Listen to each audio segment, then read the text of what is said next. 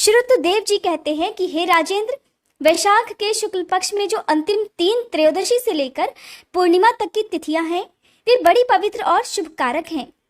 उनका नाम पुष्करिणी है और ये सब पापों का क्षय करने वाली हैं। जो संपूर्ण वैशाख मास में स्नान करने में असमर्थ हो, वो यदि इन 3 तिथियों में भी स्नान कर ले तो वैशाख मास का पूरा पूरा फल प्राप्त कर लेता है। पूर्व काल में वैशाख मास की एकादशी तिथि को शुभ अमृत प्रकट हुआ। द्वादशी को भगवान विष्णु ने उसकी रक्षा की। त्रयोदशी को उन श्री हरि ने देवताओं को सुधा पान कराया। चतुर्दशी तिथि को देव विरोधी दैत्यों का संहार किया और पूर्णिमा के दिन समस्त देवताओं को उनका साम्राज्य प्राप्त हो गया। इसलिए देवताओं ने संतुष्ट होकर इन 3 तिथियों को वर दिया कि वैशाख मास की ये 3 शुभ तिथियां मनुष्यों के सभी पापों का नाश करने वाली तथा उन्हें पुत्र पौत्रादि फल देने वाली हो। जो मनुष्य इस संपूर्ण मास में स्नान ना कर सका हो, वो भी इन 3 तिथियों में स्नान कर लेने पर पूर्ण फल को ही प्राप्त कर लेता है। वैशाख मास में लौकिक कामनाओं का नियमन करने पर मनुष्य निश्चय ही भगवान विष्णु का सायुज्य प्राप्त कर लेता है। महीने भर नियम निभाने में असमर्थ मनुष्य यदि ये 3 दिन भी कामनाओं का संयम कर सके तो उतने से ही पूर्ण फल को पाकर भगवान विष्णु के धाम में आनंद का अनुभव करता है। इस प्रकार वर देकर देवता अपने धाम को चले गए। अतः पुष्करिणी नाम से प्रसिद्ध अंतिम 3 तिथियां पुण्यदायिनी, समस्त पाप राशि का नाश करने वाली तथा पुत्र पौत्र को बढ़ाने वाली हैं। जो वैशाख मास में अंतिम 3 दिन गीता का पाठ करता है या भागवत कथाएं सुनता है, उन्हें प्रतिदिन अश्वमेध यज्ञ का फल प्राप्त होता है। जो इन 3 दिनों तक भगवान विष्णु को समर्पित सहस्त्र नाम का पाठ करता है, उसके पुण्य फल का वर्णन करने में इस भूलोक तो क्या स्वर्गलोक में भी कोई समर्थ नहीं है। पूर्णिमा को सहस्त्र नामों के द्वारा भगवान मधुसूदन को दूध से नहलाकर मनुष्य पापहीन वैकुंठ धाम में जाता है। वैशाख मास में प्रतिदिन भागवत के आधे या चौथाई श्लोक का पाठ करने वाला मनुष्य ब्रह्म भाव को प्राप्त हो जाता है। जो वैशाख के अंतिम 3 दिनों में भागवत शास्त्र का श्रवण करता है, वह जल से कमल के पत्ते की भांति कभी पापों से लिप्त नहीं होता। इन 3 दिनों के सेवन करने से ही कितने मनुष्यों ने देवत्व प्राप्त कर लिया, कितने ही सिद्ध हो गए और कितनों ने ब्रह्मत्व पा लिया। ब्रह्म ज्ञान से मुक्ति होती है अथवा प्रयाग में मृत्यु होने से वैशाख मास में नियम पूर्वक प्रातःकाल जल में स्नान करने से मोक्ष की प्राप्ति होती है। इसलिए वैशाख मास के अंतिम 3 दिनों में स्नान, दान और भगवान का भजन पूजन जरूर करना चाहिए। वैशाख मास के उत्तम महात्म्य का पूरा पूरा वर्णन रोग शोक से रहित जगदीश्वर भगवान नारायण के सिवा दूसरा कौन कर सकता है। तुम भी वैशाख मास में दान आदि उत्तम कर्म का अनुष्ठान करो, इससे निश्चय ही तुम्हें भोग और मोक्ष की प्राप्ति होगी। इस प्रकार मिथिलापति जनक को उपदेश देकर श्रुतदेव जी ने उनकी अनुमति से वहां से जाने का विचार किया। तब राजर्षि जनक ने अपने अभ्युदय के लिए उत्तम उत्सव कराया और श्रुतदेव जी को पालकी पर बिठाकर विदा किया। वस्त्र, आभूषण, गौ, भूमि, तिल और स्वर्ण आदि से उनकी पूजा और वंदना करके राजा ने उनकी परिक्रमा की। फिर उनसे विदा होकर महातेजस्वी और परम यशस्वी श्रुतदेव जी संतुष्ट होकर प्रसन्नता पूर्वक वहां से अपने स्थान को चले गए। राजा ने वैशाख धर्म का पालन करके मोक्ष प्राप्त किया। देवर्षि नारद कहते हैं कि हे अम्बरीश, ये उत्तम उपाख्यान मैंने तुम्हें सुनाया है, जो कि सब प्रकार के पापों का नाशक तथा संपूर्ण संपत्तियों को देने वाला है। इससे मनुष्य मुक्ति, भुक्ति, स्नान और मोक्ष प्राप्त करता है।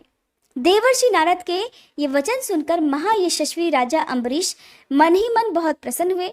उन्होंने बाह्य जगत के व्यापारों से निवृत्त होकर मुनि को साष्टांग प्रणाम किया और अपने संपूर्ण वैभवों से उनकी पूजा की। फिर उनसे विदा लेकर देवर्षि नारद दूसरे लोक में चले गए, क्योंकि दक्ष प्रजापति के शाप से वे एक स्थान पर ठहर नहीं सकते थे। और ऐसा क्यों है, इसके बारे में यदि आप जानना चाहते हैं तो हमारे दूसरे चैनल व्रत कथा और कहानी पर आजकल आप शिव महापुराण की कथाओं में जरूर सुन सकते हैं। राजर्षि अम्बरीश भी नारद जी के बताए हुए सब धर्मों का अनुष्ठान करके निर्गुण परब्रह्म परमात्मा में विलीन हो गए। जो इस पाप नाशक और पुण्यवर्धक उपाख्यान को वैशाख मास में सुनता है अथवा पढ़ता है, वह परम गति को प्राप्त होता है। जिनके घर में ये लिखी हुई पुस्तक रहती है उनके हाथों में मुक्ति आ जाती है। फिर जो सदा इनके श्रवण में मन लगाते हैं, आंखें बंद कर इन अध्यायों को सुनते हैं, उनके लिए तो कहना ही क्या है। आज का वैशाख मास का महात्म्य बहुत ही छोटा था, इसलिए अब आप भगवान विष्णु के दशावतार में से प्रथम अवतार माने जाने वाले मत्स्य अवतार की कथा भी सुनिए। सतयुग के आरंभ में सत्यव्रत नाम से एक बहुत ही विख्यात राजर्षि हुए। राजा सत्यव्रत बड़े क्षमाशील, समस्त श्रेष्ठ गुणों से संपन्न और सुख दुख को समान समझने वाले एक वीर पुरुष थे। वे अपने पुत्र को राज्यभार सौंपकर एक दिन स्वयं तपस्या करने वन में चले गए और फिर एक दिन राजर्षि सत्यव्रत नदी में स्नान करके तर्पण कर रहे थे कि इतने में ही जल के साथ एक छोटी सी मछली उनकी अंजुरी में आ गई। राजा ने जल के साथ ही उसे फिर से नदी में डाल दिया। तब उस मछली ने बड़ी करुणा के साथ राजा से कहा, राजन, मेरी रक्षा कीजिए। आप जानते ही हैं कि जल में रहने वाले बड़े जीव अपने से छोटे जीवों को खा जाते हैं, फिर आप मुझे इस जल में क्यों छोड़ रहे हैं? राजा सत्यव्रत ने उस मछली की अत्यंत दीनतापूर्ण वाणी सुनकर उसे अपने कमंडल में रख लिया और आश्रम में ले आए। एक ही रात में वो मछली इतनी बढ़ गई कि कमंडल में उसके रहने के लिए स्थान ही नहीं बचा। तब वे राजा से फिर बोली, राजन, अब तो कमंडल में मैं नहीं रह सकती। अगर इस छोटे से कमंडल में मैं रही तो मैं ज्यादा दिन तक जीवित नहीं रह पाऊंगी, इसलिए कोई बड़ा सा स्थान ढूंढिए।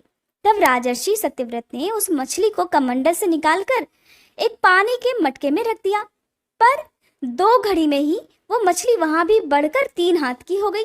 राजा ये सब कुछ देखकर बड़ा हैरान हुआ। मछली फिर से राजा से कहने लगी कि राजन, ये मटका भी अब मेरे लिए पर्याप्त नहीं है, इसलिए अब मेरे आराम से रहने के लिए आपको कोई बड़ा सा स्थान ढूंढना पड़ेगा। राजा सत्यव्रत ने उस मछली को वहां से उठाकर एक बड़े सरोवर में डाल दिया, लेकिन कुछ ही समय में उस मछली ने उस सरोवर के जल को भी घेर लिया। वो इतनी विशालकाय हो गई कि तब थक हारकर राजा ने उसे सरोवर से निकालकर समुद्र में डाल दिया। समुद्र में छोड़े जाते समय उस लीला मत्स्य ने कहा कि राजन, समुद्र में तो बहुत से विशालकाय प्राणी रहते हैं और वे मुझे निगल जाएंगे, इसलिए आप मुझे समुद्र में मत डालो। मत्स्य रूपधारी भगवान की बातें सुनकर राजा सत्यव्रत की बुद्धि भी भ्रमित हो गई। थक हारकर, परेशान होकर, बड़े आश्चर्यचकित होकर राजा ने पूछा, मुझे मत्स्य रूप से मोहित करने वाले आप हैं कौन? आपने कुछ ही दिनों में अपने आकार से एक विशाल सरोवर को आच्छादित कर लिया। ऐसा पराक्रमी जीव तो मैंने आज तक न देखा है न सुना है। निश्चय ही आप साक्षात सर्वशक्तिमान सर्वव्यापी श्री हरि ही हैं।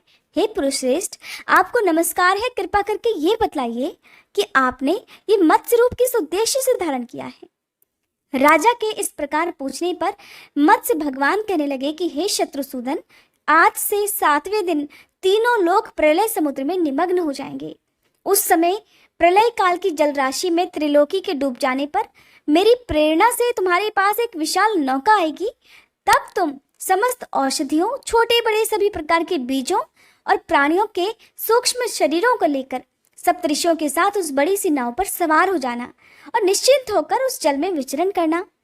उस समय प्रकाश नहीं रहेगा, केवल ऋषियों के दिव्य तेज का ही सहारा रहेगा। जब झंझावात के प्रचंड वेग से नाव डगमगाने लगेगी, उस समय मैं इसी रूप में फिर तुम्हारे पास आऊंगा। तब तुम वासुकी नाग के द्वारा उस नाव को मेरे सींग में बांध देना। इस प्रकार जब तक ब्रह्मा जी की रात रहेगी, तब तक मैं उस नाव को प्रलय सागर में खींचता हुआ विचरण करूंगा।